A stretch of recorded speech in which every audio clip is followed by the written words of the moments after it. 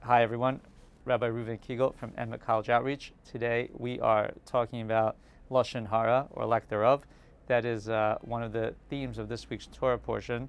We're reading in the Torah portion in Tazria and Mitzorah. So it's possible for someone to get an affliction. Either their house is going to get an affliction, or their body is going to get an affliction, or their clothing is going to get an affliction, meaning like some kind of red marking, some kind of white marking, something that makes them stand out.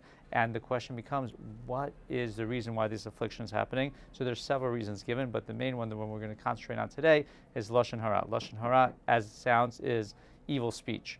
So now, what about evil speech is so bad? Why does it cause someone an affliction? And then also, why don't we have this same affliction today? Well, I'll answer the last question first. The reason why we don't have this affliction today is, as you guessed it, we'd all be walking out very afflicted with a lot of spots on ourselves, because Lashon Hara is probably one of the most difficult things to avoid as a Jew. Right? It's so juicy to talk about gossip, to say something negative about someone, even if it is true. It seems like our hearts desire this right now. There's actually newspapers that are devoted to gossip. There's columns that are devoted to gossip. There's TV shows that are devoted to gossip.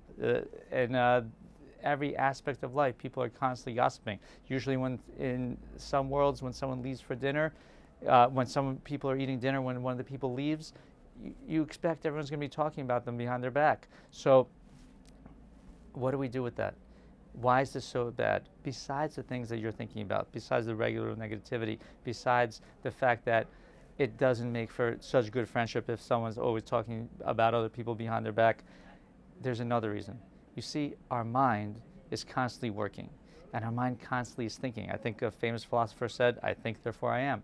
So now, when you're speaking Lashon Hara means negative speech. So that means you're looking for negativity in things. You're looking at the negative aspect of things. So now, once you realize, okay, you know what? Lashon Hara, negative speech, is something I'm not supposed to say. Then things change. What happens? Now your mind, since it still has to work, starts looking for positive things to say about people. So instead of looking for negative things to say, instead of saying like, oh, that person, what's wrong with them? You say, oh, that person, let me tell you what's right with them. And then when you start looking at the positive things about people, then you start looking at all the positive aspects of your own life. You start looking at all the positive aspects of the world about you. And what happens is that you become a really positive person instead of being a negative person. So now, when there's 5 things in front of you and 5 things seem pretty good and 5 things seem pretty bad, instead of right away looking at the 5 things that seem bad, you start looking at the 5 things that seem good. And so when you stop speaking Lashon Hara, you stop concentrating on the negative. You stop concentrating on what's wrong. You start concentrating on what's right. And when you do that, you become an ultimately happier person. And that's exactly what Hashem wants from us. He wants us to be super happy.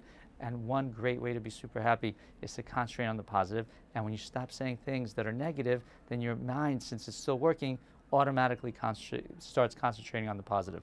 So everyone should have a tremendous Shabbat and should look at all the positive things in their life. Shabbat Shalom.